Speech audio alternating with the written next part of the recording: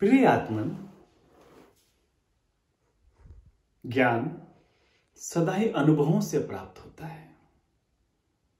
ज्ञान हम पुस्तकों से सुन करके अवश्य इकट्ठा कर सकते हैं, लेकिन जो अनुभव जनित ज्ञान होता है वो ही यथार्थ होता है। अनुभव के बिना हम ज्ञान को परिमार्जित नहीं कर सकते। इसके बाबत एक मीठी कथा आती है। एक गांव में बहुत बड़ा जोहरी रहता था, बड़ा नाम, बड़ा कारोबार। लेकिन समय का चक्र ऐसा चला कि उस जोहरी का देहावसान हो गया। बालक छोटा था, घर में अभाव ने, दुखों ने आकर के अपने पैर पसार दिए। जीवन बड़ा कठिन, जटिल, मुश्किल हो गया।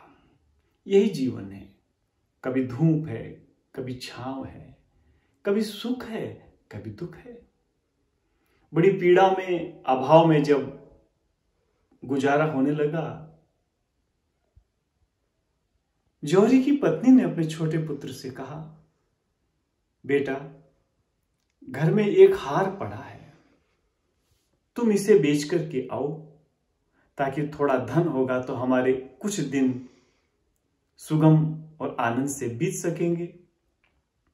जौहरी का छोटा पुत्र अपने चाचा की दुकान पे आया, क्योंकि वो भी एक जौहरी था, और उसने वो सुंदर हार अपने चाचा को दिया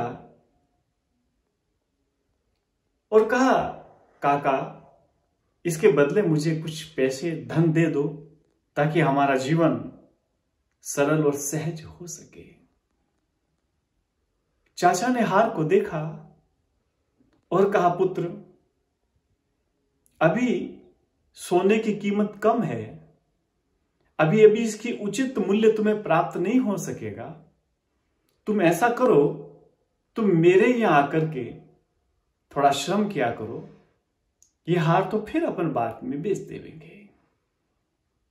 काका की दुकान पे जौहरी का पुत्र काम सीखने लगा। सोने, चांदी, हीरो के साथ उसका परिचय होने लगा। धीरे धीरे समय बीतने लगा और वो जौहरी का बेटा पारंगत जौहरी बन गया। बड़ी सूक्ष्म उसकी दृष्टि हो गई और अपने पुरुषार्थ, कर्म और अनुभव के आधार पर उसका ज्ञान बढ़ गया। जब अच्छे दिन लौटने लगे तो जौहरी पुत्र से कहा, बेटा, अब तुम वो हार लेकर के आओ। पुत्र घर गया और वही कीमती हार लेकर के जब आया, काका ने कहा, बेटा, अब तुम इसको परीक्षण करो। पुत्र ने जब परीक्षण किया तो वह हार नकली था। हतप्रत होकर के युवक ने अपने काका की तरफ देखा। काका ने कहा, पुत्र, यदि मैं तुम्हें उस समय कह देता कि यह हार नकली है तो तुम मेरी बात पे विश्वास नहीं करते और तुम सोचते कि शायद इस मुसीबत के समय में मेरा चाचा हमें छल रहा है। मैंने तुम्हें इसीलिए बुलाया ताकि तुम अनुभवी हो सको, तुम ज्ञानी हो सको। आज तुम खुद परीक्षण करके ये कह रहे हो कि यह हार नकली है, इसका कोई कीमत नहीं है। तो पुत्र, ये बात यदि मैं तब कहता तो तुम उस बात को नहीं मानते। आज तुमने खुद देख लिया। तो इस मीठी कथा के यही भाव हैं कि जब तक हमें अनुभव नहीं होगा तब तक शुद्ध ज्ञान हम प्राप्त नहीं कर सकते। वैसे तो बहुत सारा ज्ञान चारों तरफ बिखरा हुआ है, तुम इकट्ठा तो कर सकते हो, एकत्र तो कर सकते हो, लेकिन वो ज्ञान किसी और का है, वो अनुभव किसी और का है, वो उधार का है। जब तक तुम्हें स्वयं अनुभव ना हो जाए, जब तक तुम जान ना जाओ, जब तक तुम परीक्षित ना हो जाओ, तब तक तुम मूल्य नहीं निकाल सकते। इसलिए इस कथा से हमें ये शिक्षा लेनी चाहिए कि जीवन में अनुभव करो और ज्ञान को जीवंत करो।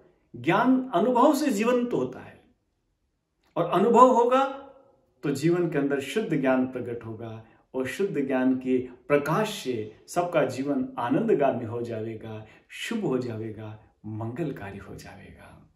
प्रभु आपकी जय हो।